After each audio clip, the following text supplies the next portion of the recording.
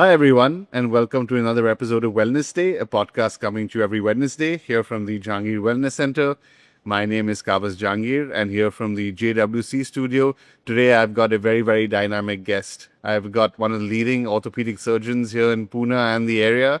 I've got Dr. Ashish Arbat. Thank you so much for being here, Doc. Hi. More important, though, I would say that more than anything, you're a very good friend. So thank you for being here. And I look forward to being able to talk to you about a whole lot of things today about hips, knees, robotics, myths, everything that we can talk about for orthopedics. I'm looking forward to that. So thank you so much for being here and welcome to the show. Thank you, Kavas. And I would say it's a fine initiative.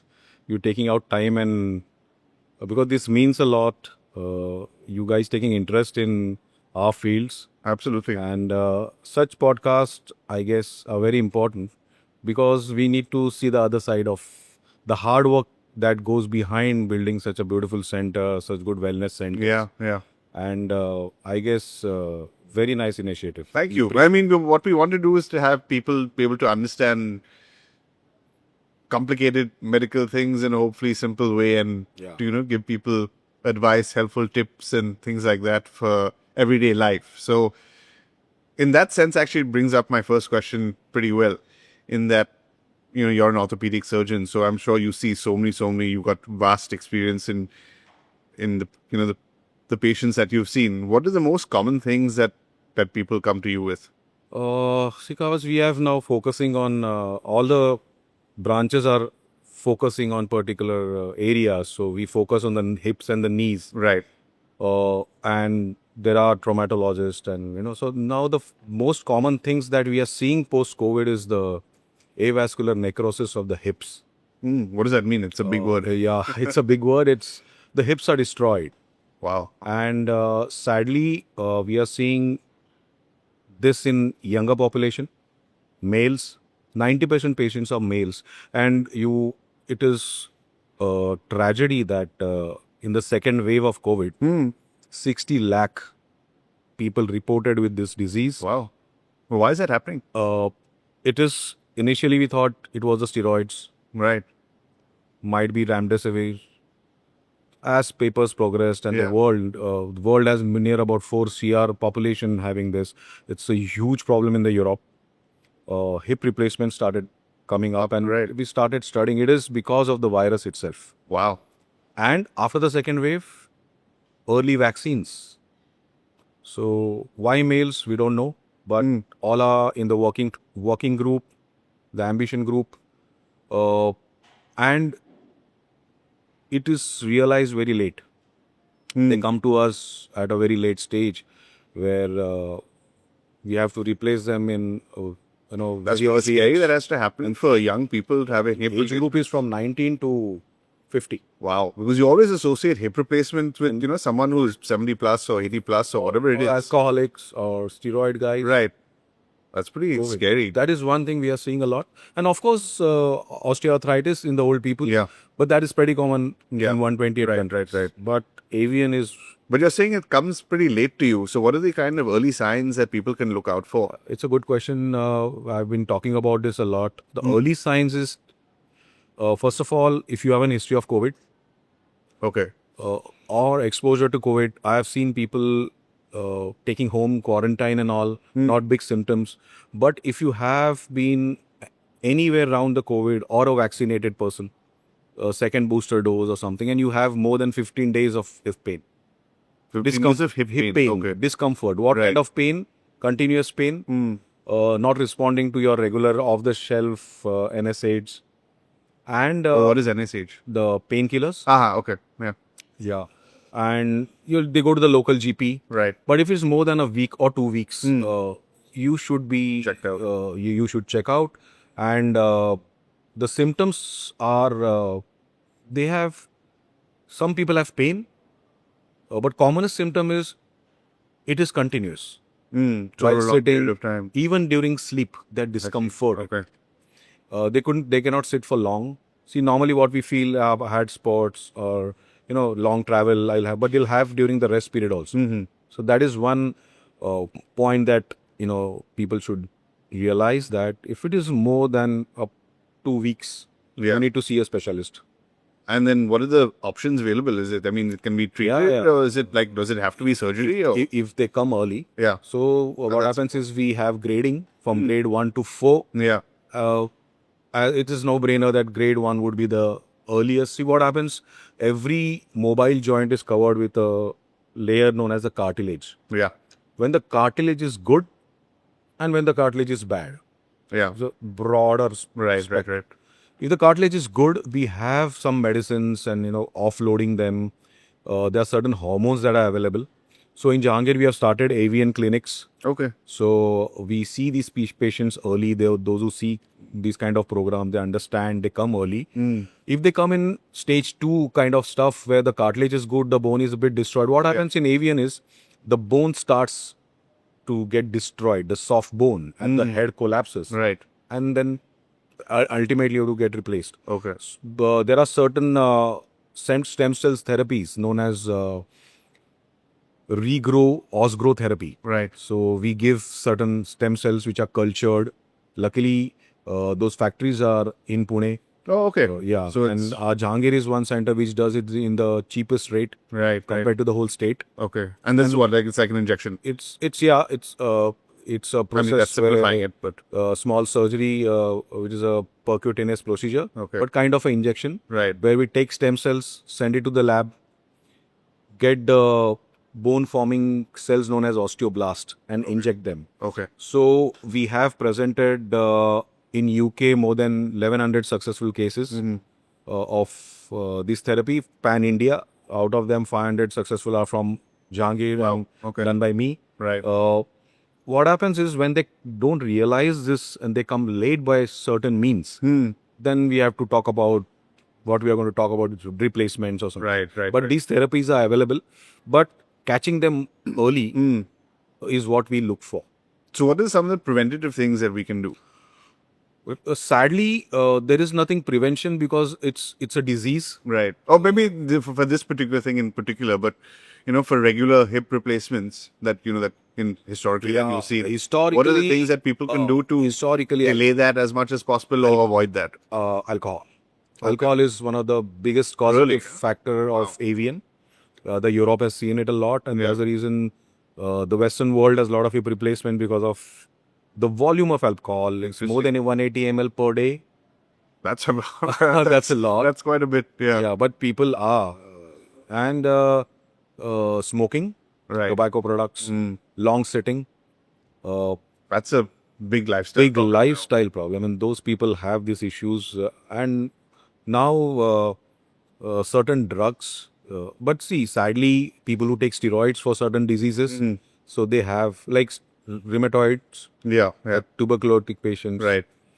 and chemo. We have seen AVN in the chemo group, cancer patients. But come on, they were initially, but post-COVID, the whole scenario has suddenly gone Interesting. very bad. A little scary also. It's scary. It is because all are very young.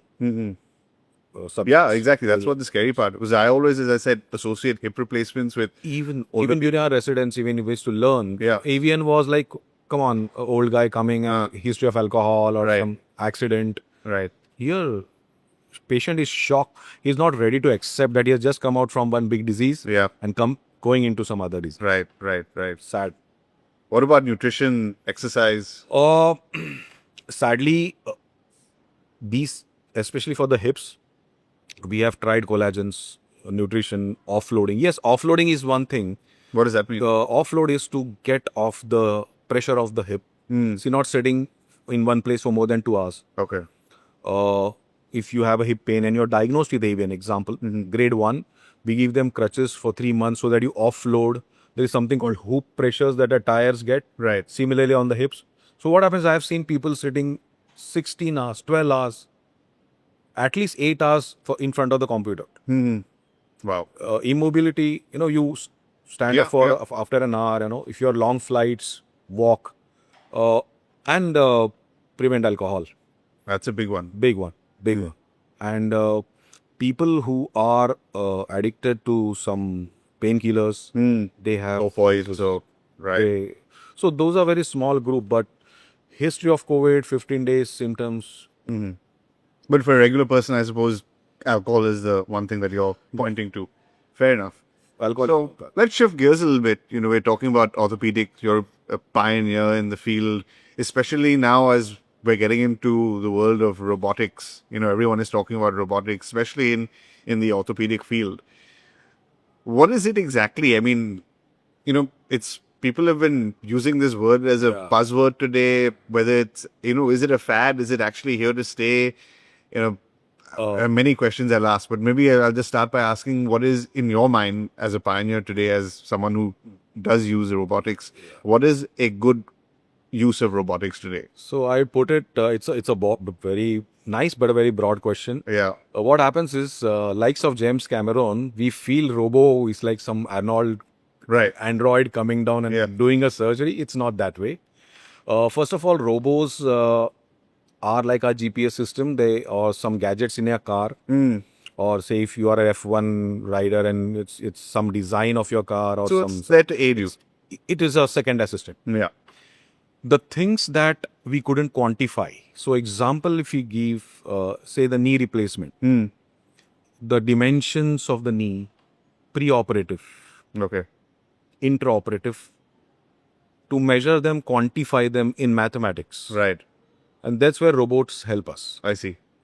So like if I have to do a 3-degree correction, I wouldn't know with my bare eyes Okay. whether it is 3 degrees. So initially it started with navigation. So to get these angles, why? Increase the longevity of the implant because it's a foreign thing. Yeah. Decrease the coefficient of friction. A lot of engineering here. Right. And of course, giving the best fit. So What robots does that mean? say like this your knee size 1. I have no means of knowing that pre-operative that I have to go for this particular implant. Got it. Now AI helps us to decide, say out of 13 different companies, which is the best fit. Right. I give an analogy to my patients. Like say Merc is a very nice, it's a sports car, or Beamer is a sports car. Right. But it won't work on a bad road. The person would be happy in an SUV. Yeah. So if And the driver needs to be good. driver needs. Yeah. So we drive it. So no robo does the surgery. Yeah. They are not allowed. They don't. The machine learning is still not. So it's not autonomous. It is not what people autonomous. think of robotics as. No. So it's like you asked the second part of the question, is it here to stay? Absolutely. Definitely stay. Might be takeover, but I was going to ask that question at some point. Yeah. It's a It's a long question. time because one more we have seeing is machine learning is very slow. Right. As everyone knows, very, very slow. It feeds on the data that we give them. So it's under our control. Where it helps us is quantification, preciseness, preoperative planning, which we were not exposed to. So it's like music. It's very harmonious now because we are so sure about what we are doing. Yeah.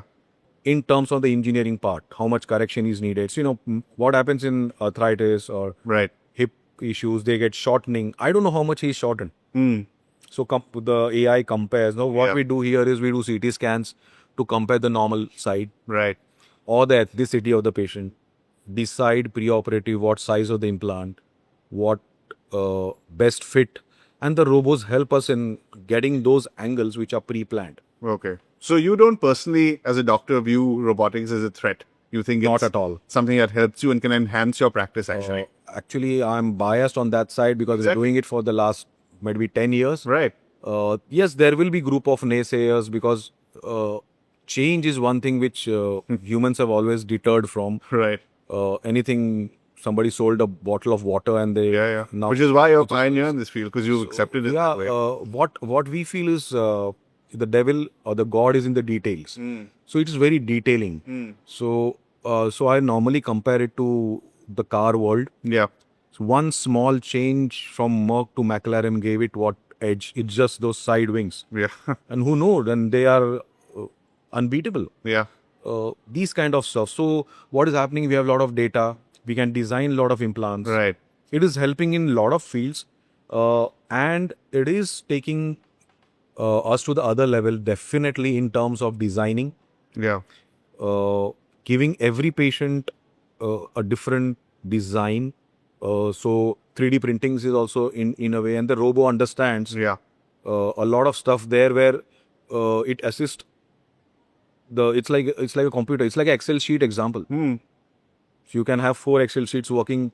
We couldn't do that long back. Right. It is definitely. I am on the other side. Absolutely. Which is why Yeah. wanted to have this conversation with you. Because So as you said, robots for common man, we are talking here. They don't do the surgery. They definitely help us, like the GPS or a pilot. More than the GPS, like a pilot landing your aircraft, Right. and he gets the autopilot with him. How much is the distance and where is the runway and Right. all that stuff. So he can land it Right. better than what he could, or a Absolutely. missile going somewhere. That kind of stuff. So robots are definitely, definitely here to stay. Definitely helping us, but again, Cameron has given a very different idea of a Terminator. Yeah, exactly. It's not that way. Which is comes to my next question is really that the layman, or rather, today everyone is marketing robotics in hospitals and so forth. What should someone look out for in terms of what is actually robotics and what is not robotics? Like, for example, we at Jahangir now have got cutting edge Again, it's proper robotics. What we So like what about should Jahangir people Kaiwas look is out for? when we had a lot of meetings. What I liked about Jahangir and what I love about is the grace that they put in everything. Right. You guys never asked us this or that. So which is the best? Right. The only question asked by best is in every terms. Mm-hmm. And what we got is one of the best robots. What is the best robo? So it should encompass everything: the shoulder, the hips, the knees. One more thing, it should be well experienced. Right. So this particular robo that we got, it's a second generation. So it's the oldest design, Right. which is modified over time. Right. It has a haptic arm, which assists the surgeon. Okay. So you have a mechanism. While you're there. Other robos, none other companies have that. Hmm. This is CT based, so the planning is very precise.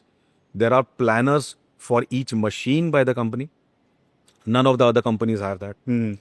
Third thing, the haptic arm is the best in the world, and its haptic arm is what the arm comes down. Or the Terminator has a hand. Yeah. There's no haptic arm. Dominate. Okay. So it's a common analogy. People know it. So the robotic arm. Right. This is the most sophisticated robotic arm because either other robots are just a navigation machine with the arm, which you have to just guide and look. This arm is haptic. Right. Haptic in sense it senses your touch, your planning, or otherwise it is totally automated in some Right. machines where you are just no control. Wow. Okay. So this is the best of both the worlds. Understood. So if I have to stop, it stops. It just feels it is coordinating. Right. So that is one thing, and one more thing is quantification of every small Now you mentioned, yeah. which was impossible. Imagine going back of the knee, Wow. saving the bone, Right. fitting the best implant. Now you in the hips, especially I love hips, and I think I'm the Jahangir has blessed me with highest number of hips ever Yeah. now. Well, they don't lie. Yeah, of course. Anything they can do, but not this. Yeah. So Yeah. it's not corporate. Right. Well, let me ask. Very- Oh, I'm sorry. You were talking about that. Hips. So. This is the only machine Right. that has hips. Oh, really? Okay. And what happens, Kavas, in hips is unlike the knees, which is in 2 dimension, hip is in 4 dimension. 4 dimensions. What's the fourth dimension? Fourth is the rotation. Oh, I see. Okay. So if you look at a hip, for an engineer, hip is not straight. It is yeah. 4 dimensions. Okay. So if I feel I'm doing a hip and I feel it is good, I'm left-handed, I might feel good from this side. A right-handed surgeon might feel it. Here's a robo. The planning is so perfect.